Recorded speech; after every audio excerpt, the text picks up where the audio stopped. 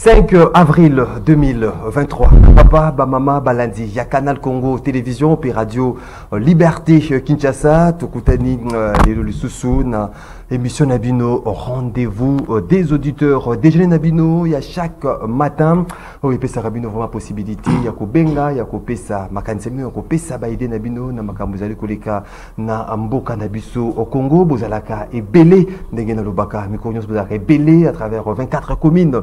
Il y a capitale Kinshasa, na Congo central, na Maniema, na Ituri, na Baïnyos, la diaspora congolaise, au Bolanda Kabiso, na France, na États-Unis, na Canada, na Londres, na Belgique, Tozali Nabino, pendant 1 heure, Pona Tolobela à Congo, 1 heure, il y a débat, 1 heure, il y a échange par rapport à sujet des frais chroniques en République démocratique du Congo. Lélo, fidèles téléspectateurs, il y a Canal Congo Télévision, pays auditeurs, il y a Radio Liberté Kinshasa, des sujets ezali à l'ordre du jour. Il y a Massoudou Nabiso, il y a Lélo. Premièrement, déploiement, il y a force régionale, force, il y a communauté, il y a Afrique de l'Est au Bazali déployé dans la zone Nyonso au Ezalaki occupée par les rebelles. Il y a M23 au Baneko Terreur et désolation dans certains coins. Il y a République démocratique du Congo, déploiement, il y a force régionale. Est-ce que Toiko Lobaïté Ezali espoir si c'était pas Congolais, to crainte quant à restauration, il y a paix na Ngambo, il y a Mokanabiso, mais également au cours il y a émission, il y a Mokolo Yalelo, Toko Betali Susumasolo, Namakambo Tali, banditisme urbain, Kuluna, de part et d'autre, na différentes communes, il y a capitale Kinshasa, dérapage, il y a policier, na Nzela, na Wewa, au Bazali, ko se méconduire. Est-ce que Peter Kazadi, le vice-premier ministre en charge de l'intérieur, a qui relevé défi wana toko sololango nabino obolanda rabiso de partout à travers le monde, mais également na invité nabiso na tongo ya lelo tozali na ndeko Teddy Kachama zali cadre il y a UDPS Tshisekedi ndeko Teddy Kachama mbote na yo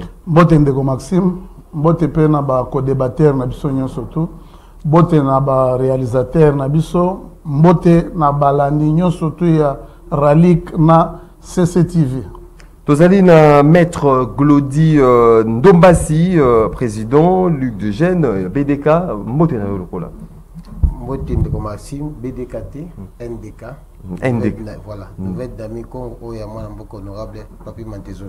Mbote également na mako débatteur ou te partager plateau, na balandi nyonso, pe ba fidèles téléspectateurs, pe ba auditeurs, ya émission yo. On a profité également d'occasion pour nous saluer les Poutines du Congo central, l'honorable Papi Mantezo, le Sikazwa. Tozali na ndeko Danou Kefula, analyste politique, mbote na ndeko Danou Kefula. Mbote ndeko Maxime, mbote pe na bako débatteur na zana bango na tongo alelo. Mbote pe na bako mani bazo bisika bazali kolanda biso kandenga na lobana bito komesana. Oui, tu as le plus en plus dans le régime, dans le régime à compte à rendre, dans le régime à Bisengo, dans le régime à raté, dans le régime à raison. Mais, bref, ça n'a pas m'habiter. Merci beaucoup, Tozali, Nandeko Serge Taboko, cadre SID, Martin Fayoulou, Mbote Nandeko Serge Taboko. Mbote Ndeko Maxime, merci pour l'invitation. Topesi Nzambe, merci. Grâce à Yende, Tozali, Sounabomoy. Petokanisi bandeko na biso nso bazali kowa na mboka et kopesa makasi na bandeko na biso nyonso et que l'air est grave et sengeli to telema pour que opprobre et avancer na niveau moko ya makasi, il faut faire quelque chose pour profiter kopesa ba ko débattre mbote nebe que on va passer un bon moment pour na ko tombola mboka na biso na nzela ya débat lelo. Un débat républicain où ils allaient arriver à Baïmboka, Nyonso, Nenge Tradition Exjaka, 1 minute, il y a sujet isolé, na chaque invité, Ndeko Teddy Kachama. Oui, na 1 minute, nanga na ko lobela na no likambo etali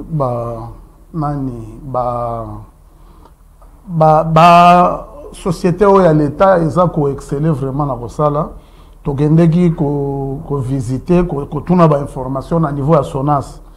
Tokomi tokuti vraiment que les nouveaux comités qu'on a instaurés sur place, baza ko sala musala kitoko c'est depuis 2019 tango régime ya Fachi Beton Yekoya pe tango ba changer bande kwa bakutaki bango na 82 mois d'impayement batalaki me bao babandi depuis 2019 ti lelo le DG actuel na DG na MSC Kabongo Mota na Daniel Musango vraiment félicitations to sengi na ba entreprise ebele ya ba congolais.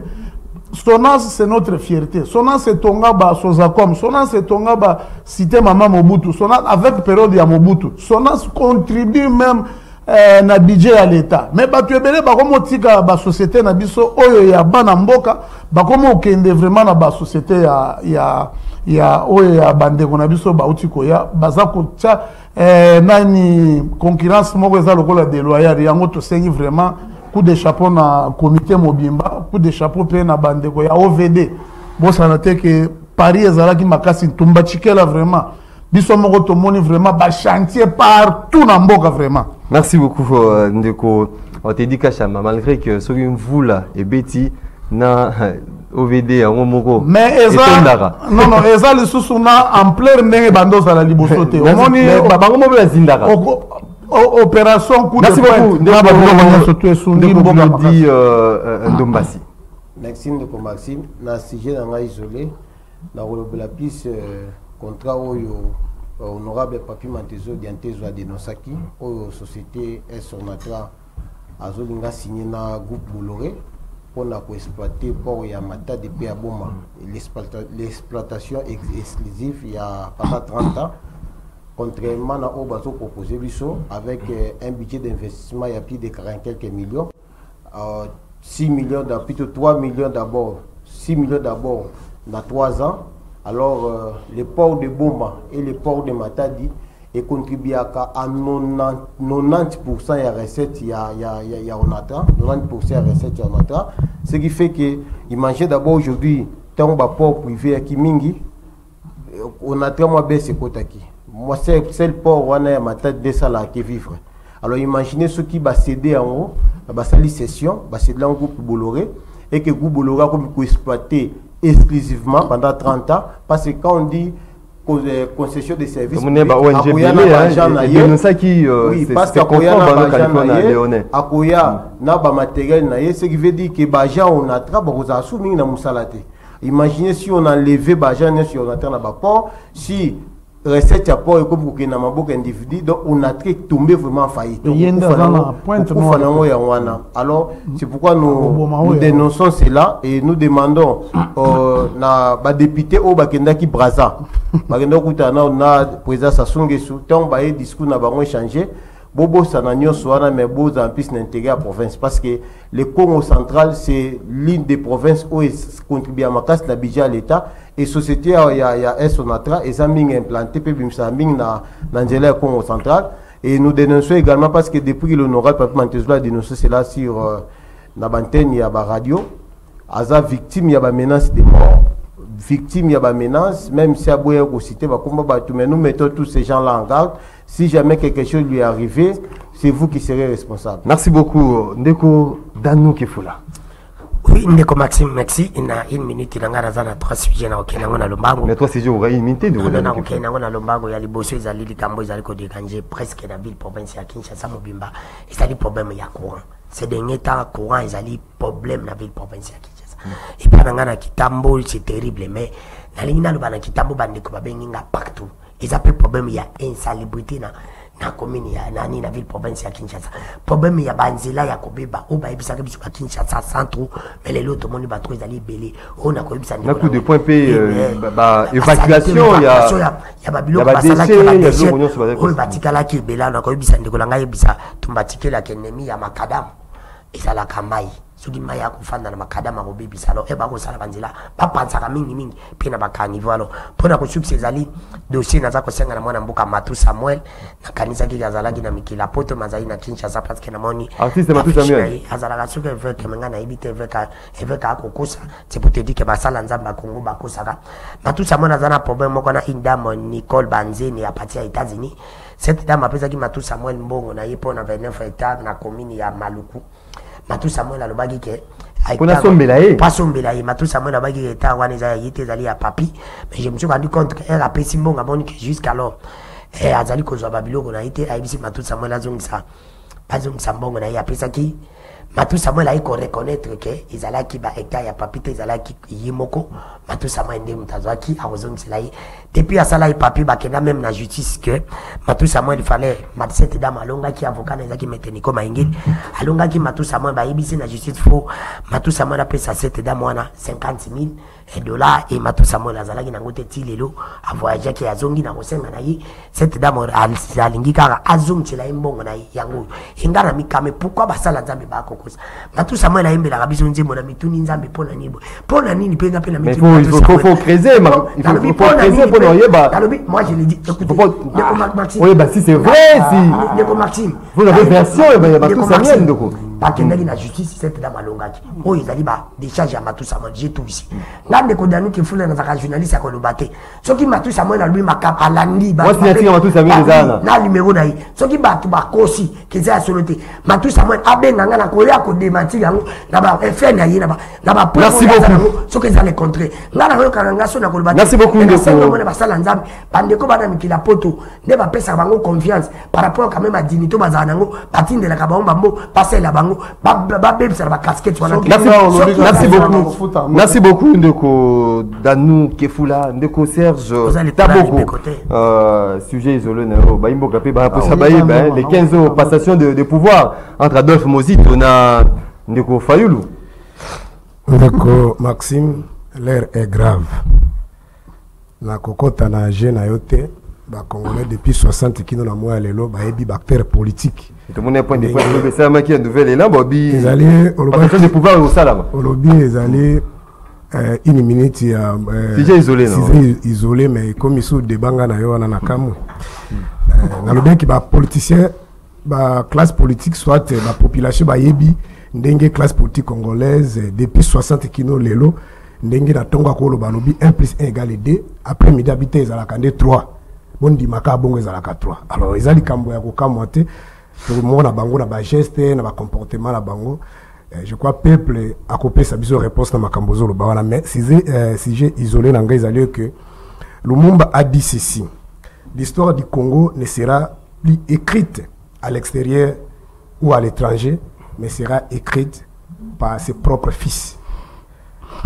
Président Fayoulou a outaki koloba dans le mois de novembre, l'année passée, que nous risquerons d'être les derniers, parmi les derniers Congolais, d'avoir assisté ou vécu si les seuls Congolais dans toutes ces frontières avec 2 345 km². Et l'ingi koloba que mboka na biso ezali kokenda na miso na biso moko.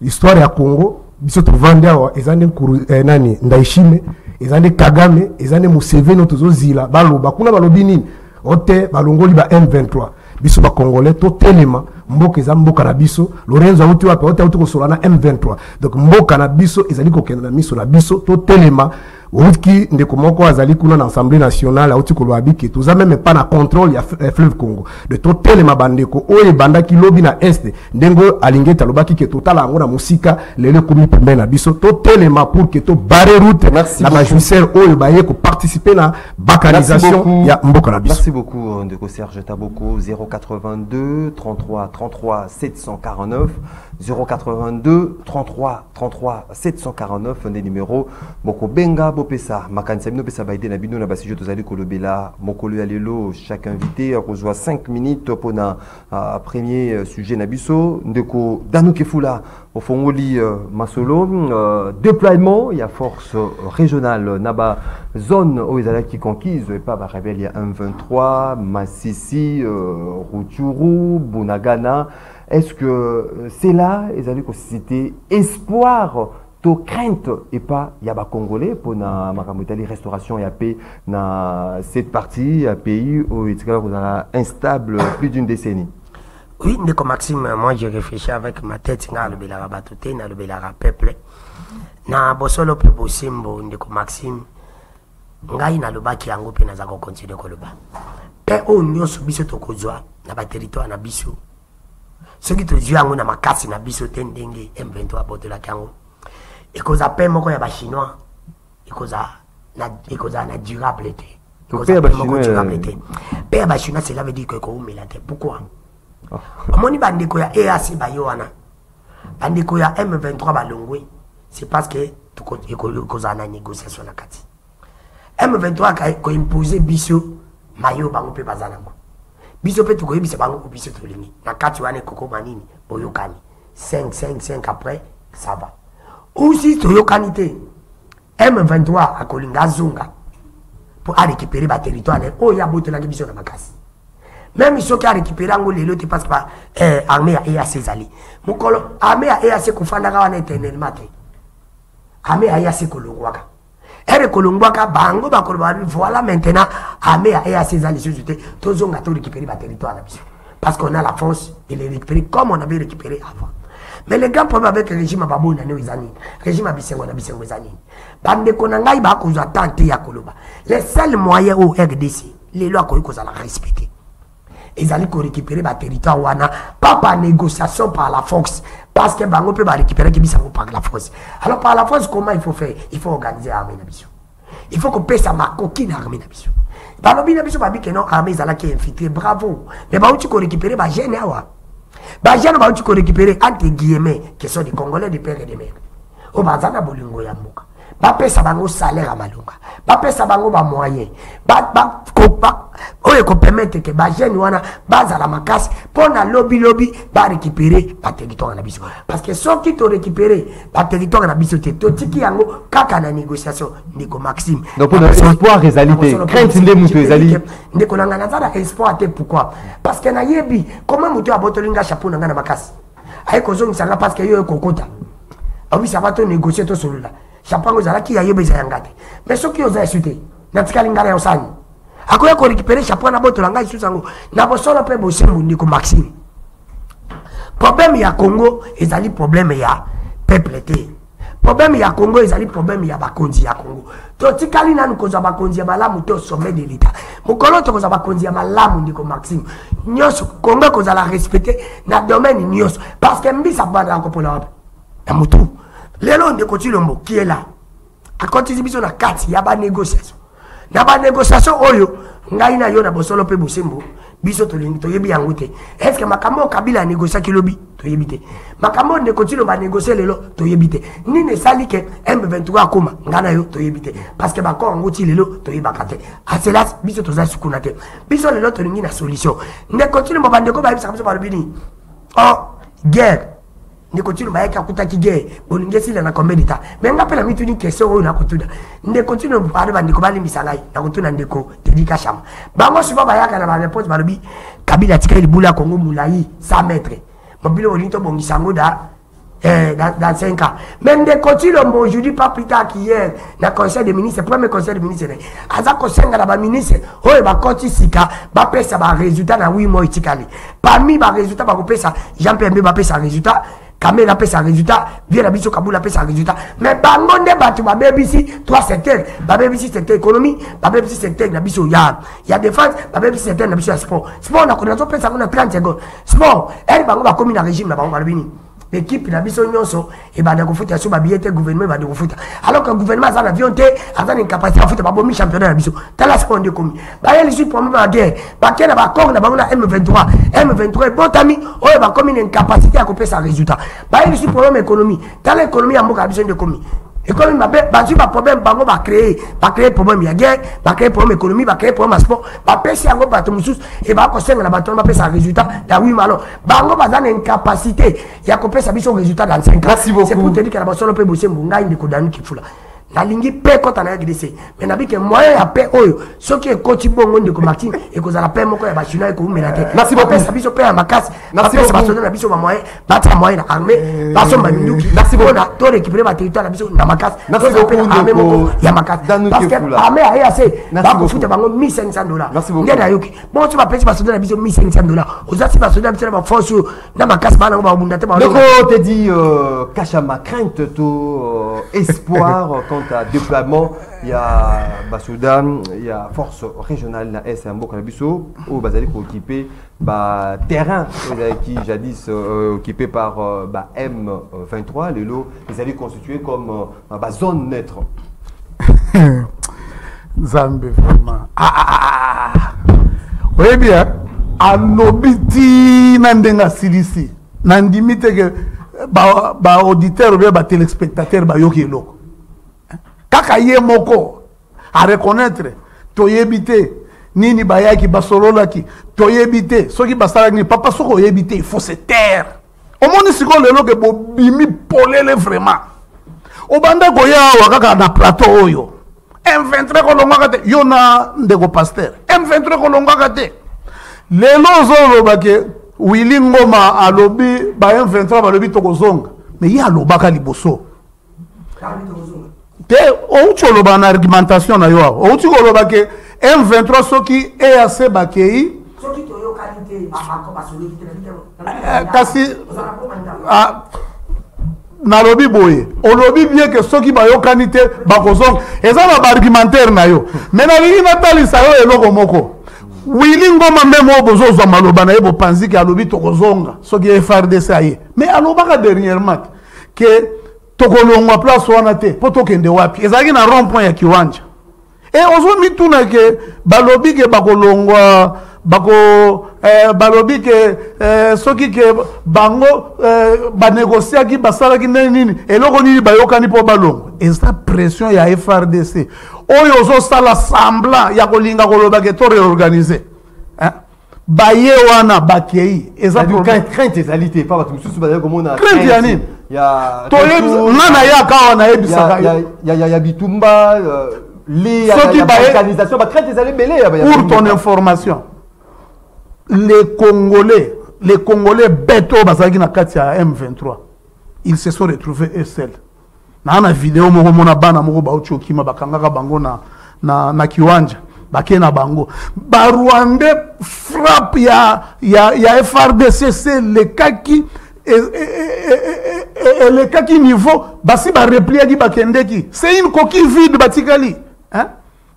Nous on a été clair depuis Tobanda guerre na biso soko moni Congolais azoleka na TV mbokekei ekei wapi tango bazalaki bato bakoma okende bino bokoma ya koregrete eza sens ya irresponsabilité ya bandeko baza nango ndeko nanga pasteur azoloba ono le président inquiétude nini bazali kokende soki lelo gouvernement à répondre na ba revendication na bango te retour ya ba désescalade koki ko revendication wana oyo bandeko ya ba dano kifula na ba Serge Taboko ba signaka na 2013 biso tokosalaka yango te binoko basinyaki ya ba Raymond Chibanda na banani ya mixage bazo kende kuna bangolais bazela bango na Sabinyo déjà les angolais 500 angolais baza déjà wana bazeli bakoti kuna yo Willy Ngoma wa Kagame olingi osala nini Ngoma wa Kagame kombo na ye yango Willy Ngoma ce sont des Rwandais ces gens là bazwa ba kombo na biso ba Congo ba Luba ba Sultani Makenga eza souffrance na Chiluba bazwa ka ba Congo ya biso pona ko Willy Ngoma wa Kagame yo awa na armée lisusu te biso tokosala lokola batu ya badano kifula na banani te na ba Fayulu allié ya nani ya Kabila na Front Patriotique Fayulu abebani presque na mokili mobimba Fayulu asali na ine abandi na 5 ans la question biso te eza pe question d'actualité parce que baza batu baso chambrouillement makasi tango ya za koloba wazolinga oh non eza problème ya nani te ba utopotana na bato muzitu na ba nani bref wana eza makambo na bango ye abotola batu biloko kandenga na meturo na ndimite ke bakotikela ye problème na biso eza les Congolais les vrais Congolais ils sont très contents ndenge likambo yo kende président lobaki ke bako libérer bamboka wana sans après plusieurs décennies il y a plusieurs années, il y a instabilité, plus de 30 ans. Hein? Mais finalement, paix et vous allez restaurer. Oui, sur 109 groupes armés, oyo bakendaka na Nairobi, mutu atikalaki mutu makaso banda ko sali sezaka epa ya Kagame batikalaki kaka M23. 108 nyonso baseranda, ba déposa ba armes. C'est pour nous que c'est pour vous dire que le bilan est largement positif. Tosali, ndeko alobi bien, ndeko dano alobi bien. que bochaki banana tokende na bango, mais c'est tout un processus. Ba recrutement, ba salomoni engouement aux populations bando kende nango. Cette fois-ci, les Congolais, nous sommes prêts. Nous, les vrais patriotes, tout ça, tout le monde déjà que M23, c'est déjà fini. Bakoyama ba exercice, nyonso bakoluka ba explication nyonso tout bakopesa eta libisote. Wili aloba ki azo seka. Baso aloba na biso ke tolonga. Tokolonga tokende wapi? Biso tozaka ya awa na Congo, siko tokende wapi? Siko wana maloba na bango basi babosani yango.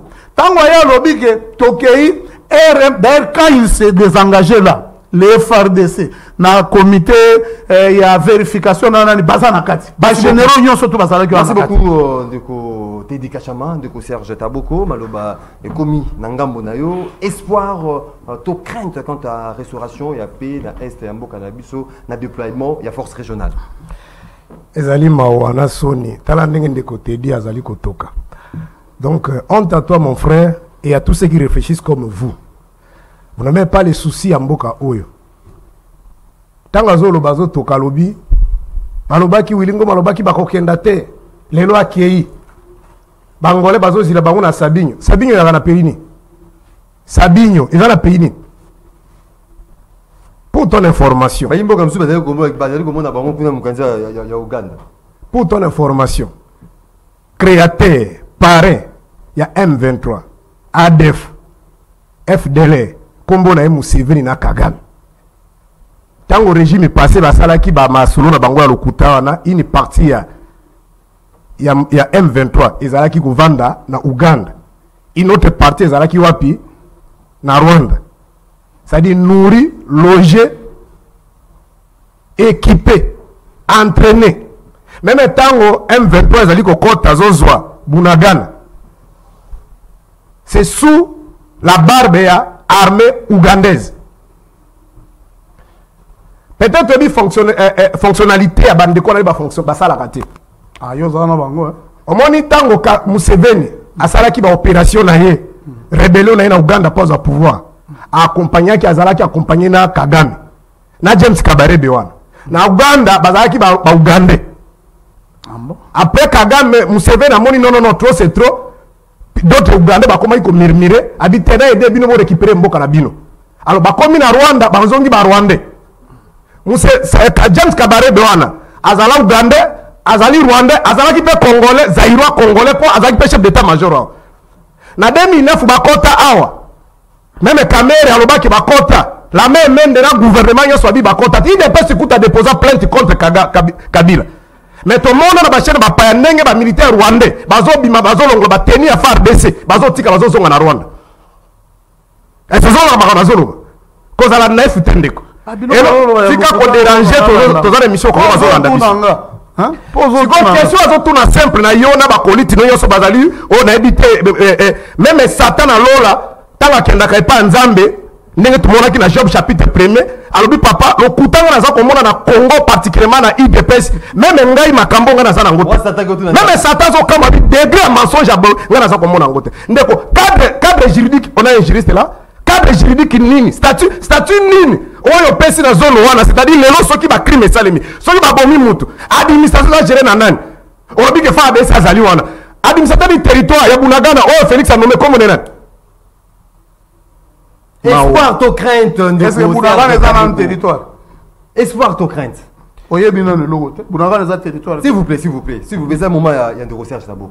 Donc ndeko nangai oyo Kagame na Museveni lobi ba parvenir ki kozwango na minduki te pona ko banga pression populaire bazo zango lo facilement à travers ndeko Félix na ba voix moko pacifique parce que ce qui M23 petit groupe armé on ya Kagame tozo kokate plus de 5 pays eye ko kabola mboka na biso kaka po ba bengana ya ko kabola mboka te ndeko bakabini ko bapesi banani bon landa na minto tozoloba Burundi a osé contrôler ça que on est un cas de force régionale mais nous allons battre mais force régionale on a dit c'est ça banane vous allez membre de la communauté Afrique de l'Est papa aux allez quand même mutamayer aux journalistes aux allez chevronner permettre ngande justement il faut on peut s'engager pays moko na monde yeba abengi ba allié ba ko sungaye allié on a lobby au moins place biso to récupérer yo moko mboka ko tout ça qui même donc Gandé baki ko aider biso o baki o Gandé babi que non lokola to stopper ba Rwandais alors bino moko ba Zaïro bo récupérer ate il faut ça va imboka bazali ko biso que zali certaines étapes à l'ébosser zali pour combien d'étapes j'ai dit pour combien d'étapes ces gens-là de Félix alobaki liboso ya tebe ya France 24 ay bazali na mandat offensif ça dit ba ko bunda oyoki même mwana Museveni bazokanga ba photo biso to ko bunda te azor babi ke balobaki ba ko négocier mais vous négociez avec ces gens-là le 28 février Nani Lorenzo président angolais il a reçu nani chaîne à commandement il y a M23 bon bazo sur le nom de qui vous comprenez merci donc ndeko permettre nganga na lobby na côté nazo bisa ba congolais boy o ndeko Félix Asali a violé d'abord article 74 de la constitution côté là on a cours article de lobby boy tant bazo prêter serment na combattre la intégrité territoriale en mboka ate tenye kokenda te ndeko Félix atombe na violation intentionnelle merci beaucoup violation intentionnelle ya article 165 ya constitution ya concéder parti ya mboka na biso na minute bato bazali na parti ya zone wana soki baza violé soki baza tué bakofunda nani bakokende na minute M23 les autres bazali kozala taxe ya bakongolais ya mboka ya bakongolais sous la barbe sous la complicité ya régime ndeko Félix ya mwana tia Tshisekedi les 37 babundaki résultat yango. Merci beaucoup ndeko Serge Daboko de l'ECD. Pour l'instant, il n'y a aucun combat aux Ezali signalé dans différents territoires entre le FARDC et le M23, dans la force rebelle. Mais le processus est arrêté. Ezali Kosalama dans la zone aux Ezali qui occupée par le rebelle. Il y a M23. Ndeko Maître Glody Ndombasi, espoir to craindre. Merci beaucoup, Ndeko Maxime. Je crois que dans l'année, il y a opposition, adversaire, pour débattre plutôt. Au monde que surtout Ndeko Dano là qui est une question essentielle. Moi j'aimerais quand on parle Congo, on reste dans les sujets. Il ne faut pas qu'on mélange tout le Mambouetali, insécurité à Est, tout la force régionale, tout le force fourni par FARDC. Tant tout le dans sport économie, quel est le lien qui est entre les sports et l'insécurité Est? Quel est le lien qui est entre l'économie et l'insécurité M23? Je ne sais pas. Je crois qu'on doit rester dans les sujets. Quand on n'a pas à dire, mieux vaut louer le Romsous.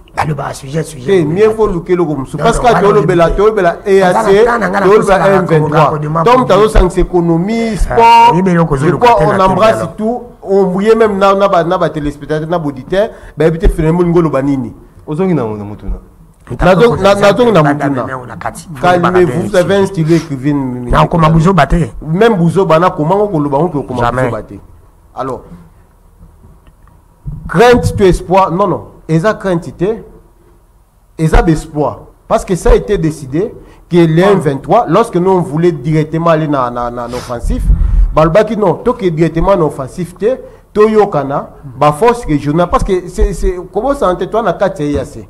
Et dans 4 IAC, ils ont un bengi chaque IAC, ils ont déterminé, lorsque Mninga a un problème, comment Mninga va reprendre en aide.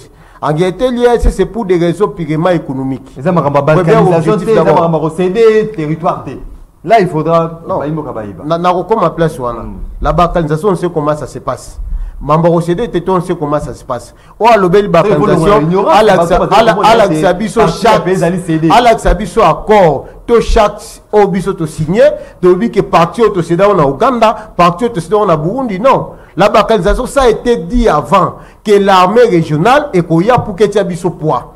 Et tu aies ce poids pour que tu négocies. Parce que lorsqu'on est allé dans l'offensif, bon, là qui non, tous les Congolais. Bon, comme vous réclamez la nationalité congolaise, bandeko ya pemben dans la communauté internationale, charger qui ndeko Zoa ou Yangola, charger comme médiateur pour la confier à Est.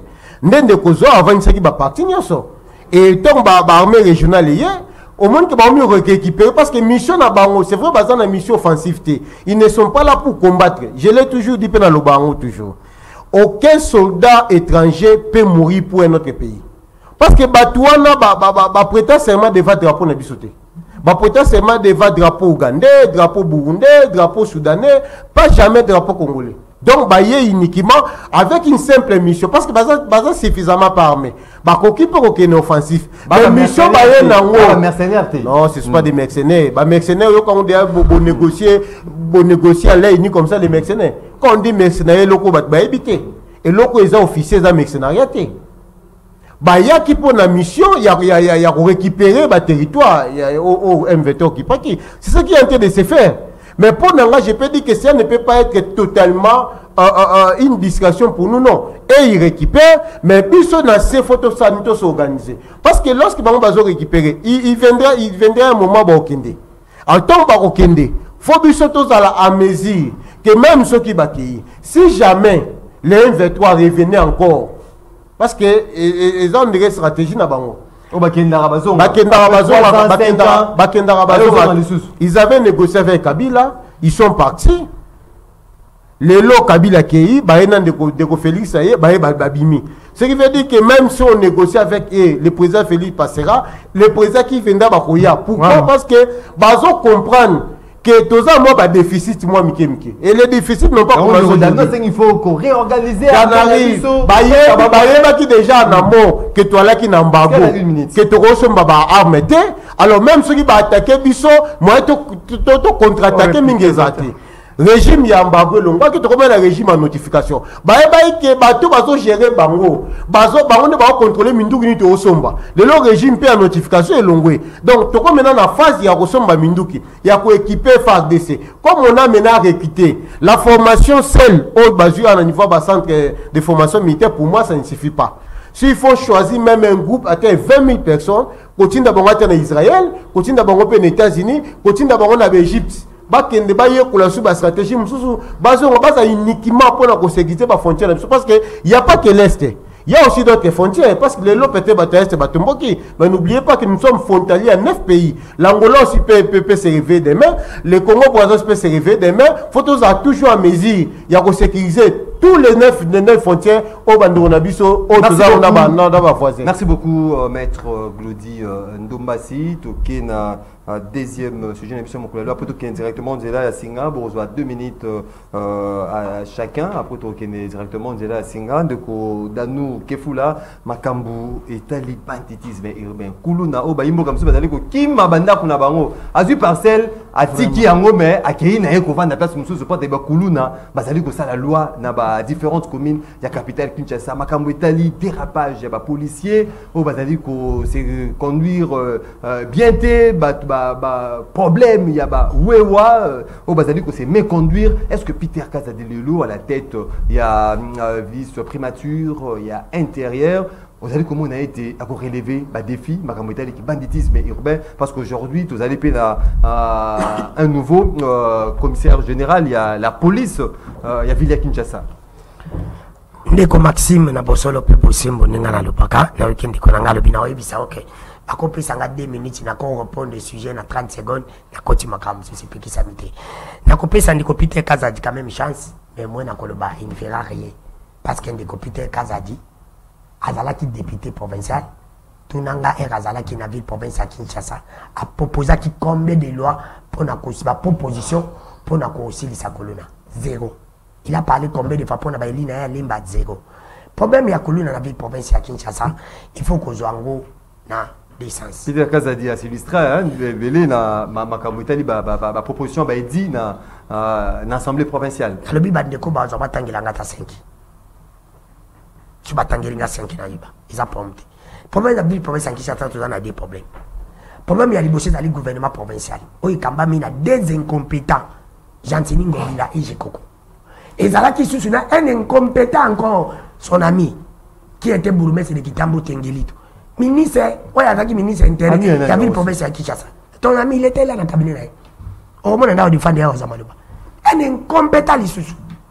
À cause de la Kitambo, le Kitambo Zamouké, Azo Tambola, pour le Lukabat, a commis la ville province à Kinshasa. Bâtir le ministre intérieur. A démissionné. A démissionné pour l'incapacité. Il est incompétent. Mais il m'a dit qu'il a un flair dans non, pas ville province à Kinshasa. Donc, voyez, comment s'appelle notre ami Tomando Sani Badiba, supplié à Jekoko. na honorable Eric mukulu apesi aye ko pesa émotion ba bengi tenge balobi zwa kende ko tanga ya ka pesa biso ba proposition aye bi katangi te ba proposition ba pesa ya kina iba ko akena yeso ki voyage aye azana incapacité à pesa à démissionner. Merci qu'on essaie de faire la paix à ABC. Autre que ça, la province de Kinshasa, tous en a problème. Ils allaient les dégouverner avec la province de Kinshasa. Parce qu'il faut pas payer ça va moyen le gouvernement provincial. Oh, ils allaient qu'on ne pas général. Avec ces nouveaux souffles, Monique, ma caméra changé. La lobby de Kongo va noter qu'elle soupe pas pour monter. On peut signer 2 minutes. Moi ça qu'on peut signer ça. On 40 secondes. On peut signer le lobby dans 1 minute. C'est pour que oui, parce que on peut ça va sur qu'est-ce billet. Ndeko Maxime. Et l'autre côté, la paix ça bon côté. Pour la paix ça par le général Kassonga à l'époque pour que ça là combattre la mission. Et ça sur le gouvernement national parce qu'il faut pas oublier que ville province de Kinshasa a la chance il y a kozalana kaenini institution awa. Premier ministre Baba, il écoute le baraté. Aussi ce ministre intérieur à l'époque, il y a eu des présidents de ko aselo na ebité soka Wita Wapio, soka Zaki Wapio, il y a ici sous problème. C'est pour te dire que la ville province de Kinshasa. Peter Kazadi. Na lobby na kondi ma Peter Kazadi mais na pesi na une chance parce qu'en tant que Congolais ngala lo baka bosolo pe bosembo na lingini ni changement différence za ante ngala ba deko banga pas de bonjour na bonsoir nyoso lo kuta na lo kuta c'est pour te dire que ndeko Maxime omoni Kinshasa pour mes anja sina ba makabetali ba koluna nga pesa la solution na ngai la loi d'Italion et pour aider pour dans c'est pour te dire que kuluna oyo akati bato ngai ndeko dami ke fula na kati bato na kitambo na fanda kala kitambo benga na vegodom to pona ndeko pona violence kuluna moi je vais soutenir tata mokonzi ko wala droit de l'homme ezate kuluna zo kata biso mais elle biso to bando boma droit de l'homme yi pona makambo etali kuluna to na besoin droit de l'homme te moyen amani mukatala kabela pega ki ba yibi bakatso litoyi ngala zama mukela mona litoyi ya mute konda na se mutu ba mibi ba ti mutawota mwana mbongo bu bato kongola yo kaka avec l'opération même Likofi oui Likofi qui avec Kanyama Kassa na lobi Likofi général Kanyama balo bateke kabangol ba yo kuta kuluna oui nous acceptons beaucoup de kuluna mesure nini boza ko joa pour kuluna esila to kende la mesure za fort ezaka ko bongo kuluna oui là merci beaucoup ce qui to ba kuluna ndeko di Kashama malobeza ina ngambo na yo bon na sepela ki mingi tango na mona ki Peter Kazadi ake kotala batu na njili moni batu moko ba kuluna moko ba katana ki na ba policier moko ba betaki pe masasi il y a eu 3 morts ba propos atenaki wana alobaki bien avertissaki tout le monde parce que le problème bandako se poser quand il y a changement c'est-à-dire ozalaki wana salaki bien te hein mais au moins déjà bango ba prophète des malheurs déjà dans l'état asali nini azalaki wana amoni été un homme transparent, vous comment on a été. Un député a quel rôle à jouer à Tchakiba, à Salagiba. Avant, il faut qu'il y ait une assemblée provinciale qui est tout na kuna. Quand on a vu ça, pasteur Azar Olobageo, tu as IDPS ndeba. Peter Kazadi, des fois dans la activité provinciale, à proposer à Baïdi. Ozo le Roland de Walobaki n'a répliqué moi mouké. Biso Zarana Lukutate. Yonde père kutu atanzamba zo kamoke ndenge nini muto alobaka ki asale la kangai mais azalaka lukuta po yo oyana ba chaîne lokola analyste politique masolo zo beta ya obando il a décidé a kuti na décidé il y a 6 mois siko zo lokola makambo oyo ya il y a 5 ans azana ni kon omoni atanzamba za ko regretter que comment vous savez nanga cause la hypocrite na niveau nous IDPS on est resté IDPS n'a pas comportement na biso na ba mabe na biso c'est-à-dire on est resté calme et serein pour na Peter Kazadi ngana ebike à réussir mais il faut concours ya biso nyonso to j'avais aimé un parent na niveau ya Bumbu papa wana alekaki alobi o ba ko tika banda kuna bango pona namoni mama moko vraiment papa namoni na kisenso batu batiki banda ko ba mama baza ko loba. C'est une très belle interpellation. Il faut en réussir. Biso nous voulons tango bayaka ko kata machette wana. Baye bagateke o yaza ya ICD o yaza ya IDPS ou bien yaza ya bundu dia Mayala ou bien bundu dia Congo. C'est-à-dire nouvelle non biso to ça qui na fayulu to kabwani to ça la nouvelle là rien pas beta comme mutu nyonso tout. C'est un problème qu'il faut totalement yango ye apesi pe ba critère so otali banani lelo na uchi omona wewe moko afinyi mutu ya mutuka même le surtout le baba wewe afinyi mutu sikoyo mutu ka pe kande salier abandi kolanda mutu ya wewa toyebise toyebi papa ozana ba client place wana yango Peter alobi il faut que bazali ko sebe conduire bango kutu de kende na ba limité parking ba diminuer embouteillage belé za bande ko wana nde basa ko kozango il faut être trop dur na bato parking ba wewe ko zo ba terre nyonso ya kutile manaye na barabara olongo wana okena bato ya ba taxi bis wana il faut qu'il y ait la sévérité la plus totale bato wana baza ba intouchable te basa ko causer ba tort mingi na bato nyonso to Ndeko Serge t'as beaucoup. Est-ce que Peter Kazadi a encore relevé des défis? On nous a dit que les éléments, banditisme urbain, dérapage à policiers, problème, il y a des de côté. Est-ce que vous allez couper ça y chance pour nous réussir? makambo kande koza makambo ya fuate ya nzambe opesa chance eza makambo gestion publique eza na ba principe nango to kolobela ngo na dévoler sur le plan légal na sur le plan politique na keno rapidement salinga pasi tana yoki maître azali koloba alobi tolingaki tokenda na offensif mais bande kona babike noto za ba congolais to yokana to bomana te il contredit même Ndeko Félix na parti babaki ke bazali ba terroriste mais alobi ke babi baza bandeko babaki to bunda te mais sikoyo ba leva déjà quoi régime ya notification au préalable aujourd'hui bosombi combien de matériel militaire pour beaucoup de kobunda donc il y a un régime wana kokota na bato lokuta ndenge na oti koloba awate et loko moko peut-être mukena ndeko nanga danu alingaka mingi ndeko ko encourager ko bakeba bakulona na ba pays oyo ezali nano makambo ko tableau de l'homme c'est pas un état Congo ça c'est pas encore un état na ba sens nango normal c'est-à-dire ça groupe moko bato ba yanki tango zo bongo soda mo pa kola kana ndako ba ya beche masasa bite yo poza kuluna parce que avant même d'abord on déco mboka na biso pas bon mamutu ozo ko to moni même de bakanga ki bato bakena bango na banini soki na kosala bilanga ozo ko te ndeko to mona musube bakangi na ko après fami ba pesi mbongo ba libérer bango ozo ko mais demander tuer les gens comme ça na moment ozo ba policier na biso ne to zakana bango na niveau no lokola leader ko lo babongo te za mal faut ba sambisa moto soka sali mabe ba condamner alors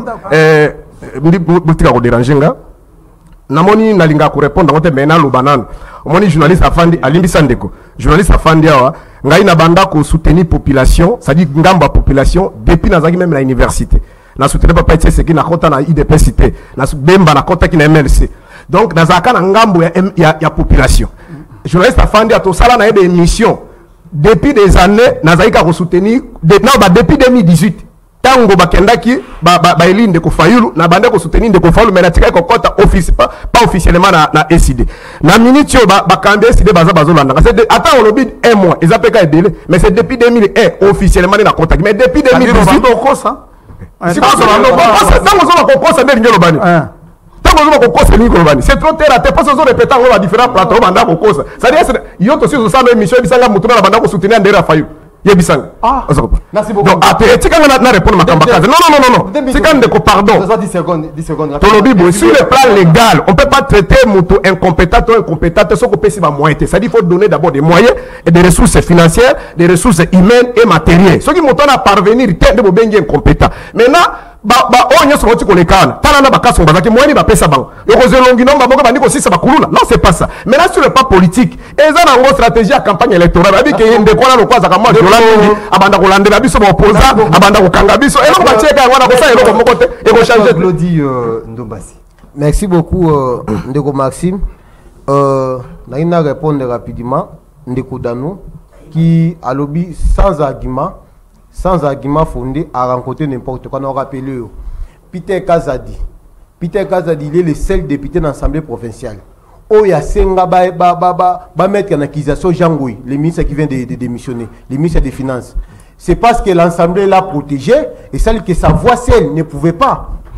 Et les KT. Peter Kazadi, il y a Senga pour que ministre comment on l'appelle, l'économie, il y a vu le Kinshasa. Il y a vu les Kinshasa à répondre à Yati. Peter Kazadi, Peter Kazadi m'a rappelé interpellé gouverneur de Kinshasa. Ayati. Peter Kazadi a participé grandement.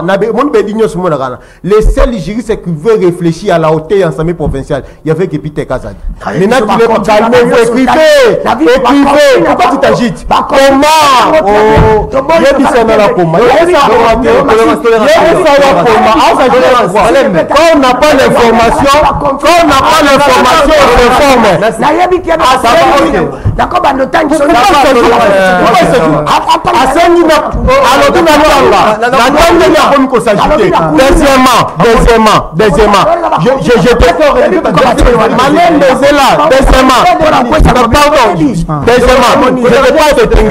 on ne pense pas parce qu'on a candidat député provincial à Kitambo que si directement c'est Tengelito. Je t'informe. Ton ami Eric, rappelle-toi. Comment parler dans la vacance pour remettre une question? Tengelito a démissionné pendant que le Parlement était en vacances. A démissionné le 3 février. Parlement est le 30 mars. Comment parler dans la vacances, non, répondez-moi. Aux intellectuels réfléchis. Parlement en vacances. Il n'y avait pas session extraordinaire. Comment avait-il une question? Vraiment. C'est n'importe quoi. Merci beaucoup. Non, j'ai répondre rapidement. 30 secondes. 30 secondes. Moi, j'avais proposé. Na mémoire, na texte na chez toi. Que ce qui aussi ça coule nao. Il faut créer des histoires. Un parquet d'urgence, c'est-à-dire parquet moko spécialement. Il y a Bakuluna et puis un code pénal d'exception. Code pénal uniquement parce que le Kuluna c'est un phénomène, ce n'est pas une infraction. Na katia Kuluna il y a plusieurs faits. Alors comme bateau bazan arme blanche. Oh, peut-être des populations qui faire face à côté. Dès lors que tu es victime, bah sans ambition en urgence, en flagrance, bah condamné yo. Soko bomi, on te tue aussi. Soko katem tu liboko, bah katio liboko. Donc ce que tu as fait, on te le fait aussi. Je pense que nous sommes ici là. Merci beaucoup, maître Glody Ndombasi. Et comme moment, il y a téléspectateurs, on a auditeurs. Et aussi là, message après directement de la Singa. Michel Ekilou, comme Bisso Pasteur Serge Taboko. Satana amataka na lola te po ete eloko nyonso eza ya bosoto ekoki kokota na lola te. Ce qui est pasteur aux autres kolobaboye alors eza problème de comiché oasidi koko melabiso totanga ma message ya baimboka. Bonjour de Maxime, je pense pas dans la force ya EAC, je suis confiant, j'ai confiance. Jean-Pierre Bemba, il y a défense, Azawana, Ayebi, Batouana, les Alikambo, Lissou, Likolo et Lissou. Je suis sûr avec Bemba, Nyonso et Kosi la Malamu. Baza déjà Yakobanga, parce que Mobali, l'homme de la situation, est là. De Serge Mombito qui nous écrit. Autant un message, il y a Imboka. Bonjour de Maxime, vraiment, Eza Mawapo, Namboka, Nabiso.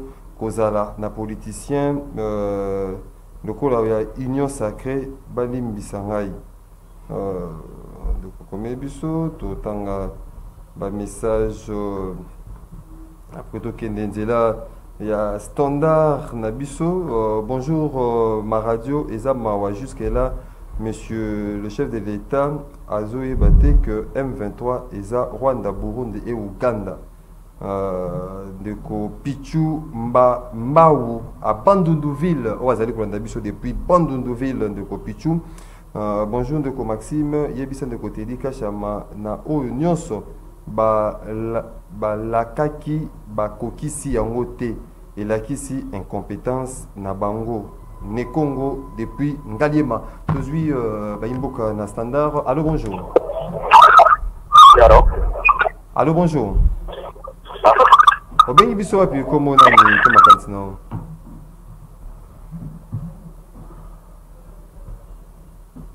082 33 33 749 des numéros beaucoup benga pour PC. Allô bonjour. Allô bonjour. Ben biso plus comment même Bonjour papa Maxime, bonjour nos invités, papa Matondo na Mukafunda. Oui papa tapo ko matambo parce que bango ba dit que M23 ko bima te akobima ye wana bandi ko bima pour président le baki que tozana des fonds diplomatie ou bien bitumba. Le bon bando bima na diplomatie, chose à féliciter.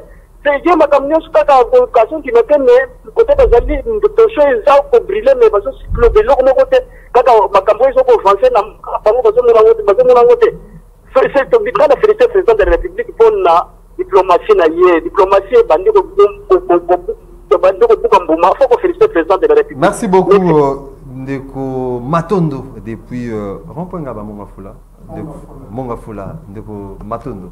Allô bonjour. Allô bonjour. Oui, bonjour. Obeng biso api comment fait makansi na?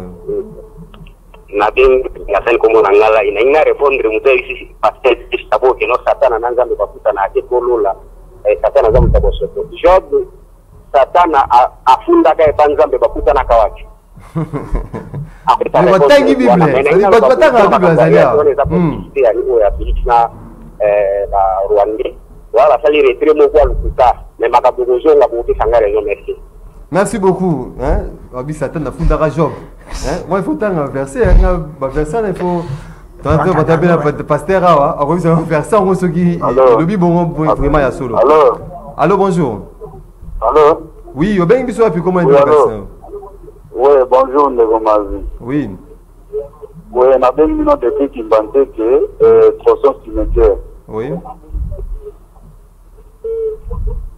Bon, maintenant défendre ce qui m'a envoyé Kuluna ou qui vous évoquez des membres de Kuluna. Oui. Il sera bandé donc chaque jour ma sœur c'est des Takabaoudiana donc moi chaque jour. Oui. Tout le monde qui M.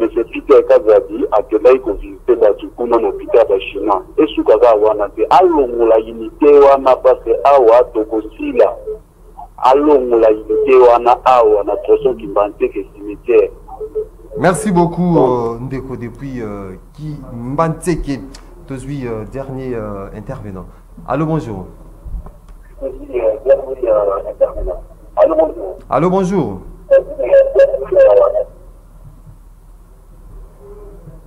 Au 14 nous bengi biso diminuer le volume de la radio non la télévision non pour permettre de capter au 5 sur 5. Allô bonjour.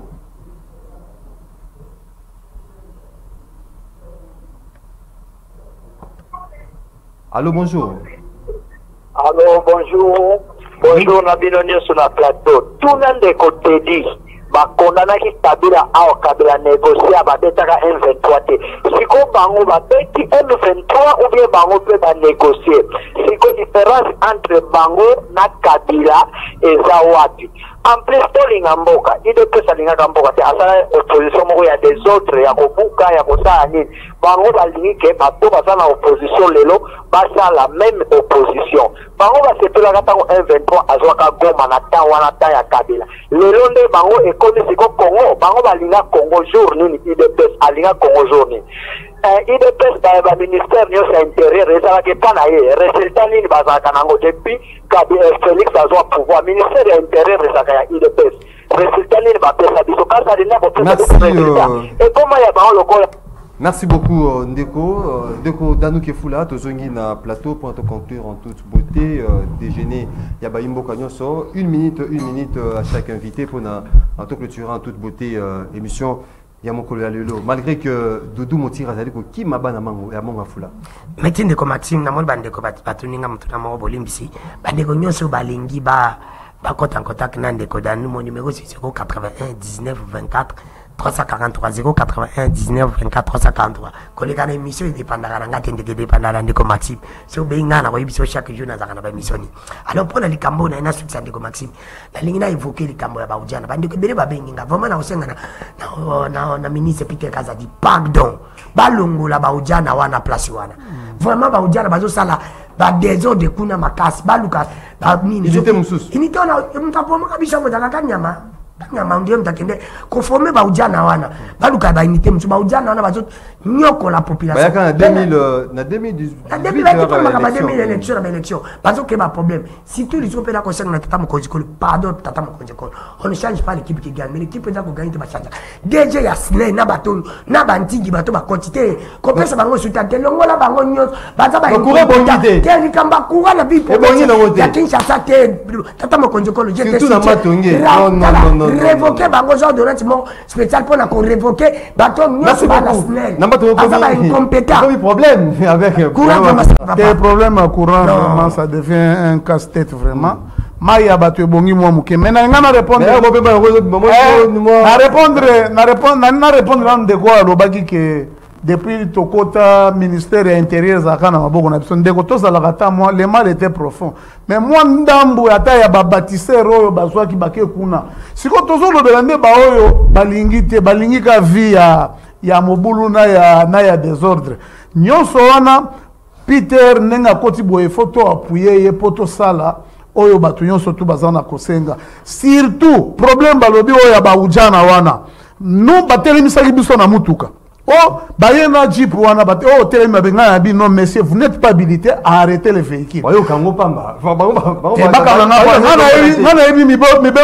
Même rapport problème agressé par problème ça au moment na pem azoka la moto. Au moment na bato ya service à transport wana bazape à la base jour wana ya ko la base. C'est-à-dire dans ce secteur il y a sécurité, il y a circulation, il y a paisible citoyen. Maître Peter Kazadi, température bakomone langonde na Kinshasa. Nous allons vous appuyer. Il faut y avoir téléphone ya batunyo surtout. Au cause au moins lobiko na mutu moko ya muke. Kozala ka komanda ko simbisa ba téléphone zala ndengo zala ki na ki téléphone. Ala ndio simbisa ba téléphone wana mutu nanga. Ah na zo bango wana mutu nanga komi ko simbisa ba téléphone. Ba téléphone. Ba komi ah donne ko basé ba téléphone. O komi ba komi. Merci beaucoup. Il est en réunion. Côté ba dino kwa na tulinya mo c'est Astaboro. Ah le donne ka basé ko simba téléphone c'est que ba ya. Atangi dollar te tika ko la problème na dollar bien Arthur. Ndeko Maxime, vraiment officiellement na sengi yango ezana yo ezala ndeko dano binga ngali susute moni ndenge moto ezali kopela ngoko organiser parmi ba 5 jours ata jour moko pe ya apport ya église na kati ya mboka na biso.